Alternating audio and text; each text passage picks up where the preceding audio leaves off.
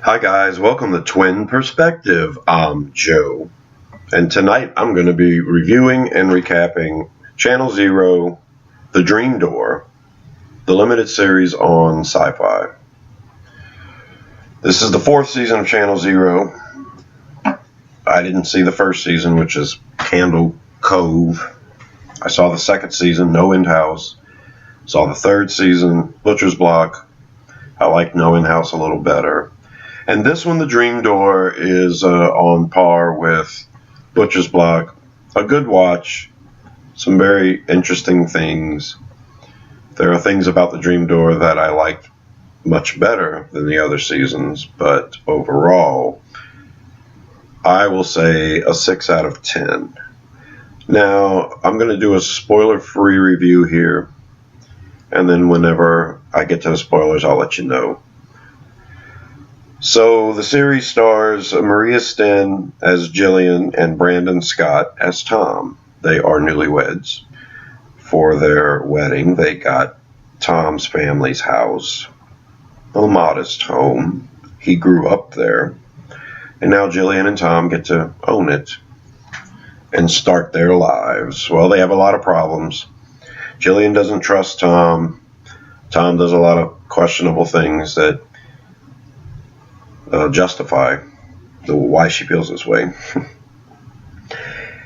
And we find out that, without giving up too much, there's a door in the house, and it's creepy as all F. So, I'm not going to explain too much about it until I get to the spoilers. I do want to give kudos to Channel Zero for getting a lot of horror movie actors to appear, at least in cameos, if not a substantial role. In season 2, we had John Carroll Lynch, who had just come off of American Horror Story. In season 3, we had Rutger Hauer, of course, from Blade Runner and the original The Hitcher. And in this one, The Dream Door, we have Barbara Crampton of Reanimator and From Beyond fame. She has a cameo. We also have a cameo from Steven Weber and Greg Henry, who was in Slither. He was the mayor in Slither. Steven Weber, of course, from Wings, but also the remake of The Shining. So that was neat. Basically, the combination of the direction and the photography and the music and the editing and all of this, the technical stuff, it all works pretty good. I think it's a positive for the series every season, and this one the same. However, it felt probably up to 2 episodes too long. There was a point in the story where things had been sewn up pretty good, and we had to add the additional drama, and then we had to play off of that for the last 2 episodes, and perhaps it was necessary, but it did feel a little long. Like I said, overall, 6 out of 10, which is good, which is very rewatchable. And there are things about it that I liked, particularly that the horror in this felt more like a slasher movie, which I like slasher movies. I like psychological horror very much, too. I like all of the different horror that's represented in the different seasons of Channel Zero so far. But this one felt definitely like a slasher film at times. And I thought that the principal killer was a very neat original character. His name is Pretzel Jack. He's a contortionist clown, and it's creepy as all hell. A lot of things that other series would have to use computer graphics to achieve.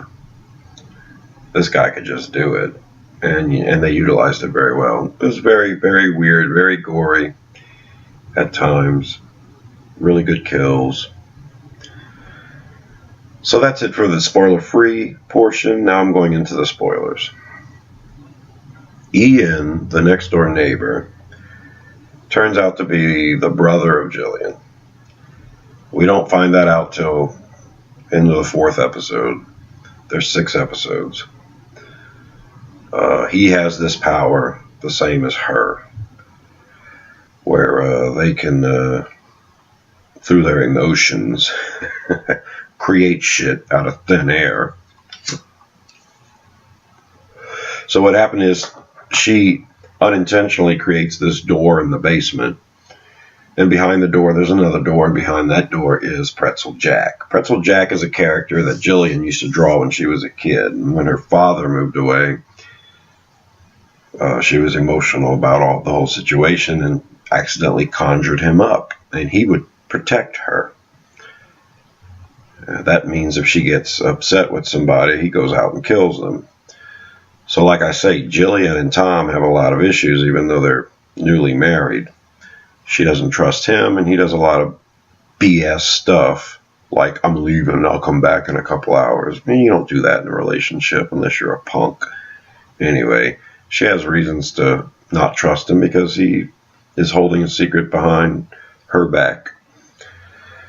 He thinks he knocked up some other woman, and this was before they got together, officially married and stuff. So, and he's trying to get into this woman's life so he can be with the kid who he thinks is his. But he hasn't admitted any of this to his new wife. And of course she gets jealous, and then Pretzel Jack pops up. First she gets mad at the best friend Jason, and Pretzel Jack kills him. She doesn't know what's going on at this point, just that some killer was in her house and ended up going to this best friend's house and killing him. But then in the second episode, Pretzel Jack's chasing after the husband because she's pissed at him. She starts to put two and two together, but not before he kills this physical therapist that the husband's seeing, played by Barbara Crampton. He also kills the therapist that Jillian is seeing, played by Steven Weber. And then we find out that Ian has this power too and can tell Jillian how to control it. So right before Pretzel Jack kills her husband, Jillian is able to control Pretzel Jack and eliminate him. So Pretzel Jack's gone. And then the story takes a turn. Ian's going to teach her how to be this great special powers holder. And through the process, we find out Ian's her brother. He's really in love with her, and he wants them two to get together and go on some crazy killing spree or just control the world or whatever, because this guy's a psycho. He ends up killing their father with his incarnation, which is Tallboy. And this guy's unique too. Not nearly as interesting as Pretzel Jack, but Tallboy ends up killing Greg Henry. And then we get the ultimate last episode and a half, 2 episodes, where Tallboy is trying to kill the husband, Tom. And Jillian has to reincarnate Pretzel Jack again. So Pretzel Jack has this standoff with Tallboy. Pretzel Jack wins easily. It's great. The story could have ended there if you'd have just sent, if those three, they team up. At that point, Jillian, Tom, Pretzel Jack's a friend of Tom's now. They go to kill Ian. Should have ended there, but no. No, Ian brings Tallboy back to life. Tallboy kills Pretzel Jack. And then in some freak accident, Tallboy kills Ian, which just didn't feel right to me. It could have been better if Pretzel Jack would have just done it, or Jillian would have done it herself, or something like that. Oh well, you know, I have my preferences. This would have made it much better for me. But overall, I liked it. I liked the kills. I liked the creepiness of Pretzel Jack, especially in the first 3 episodes.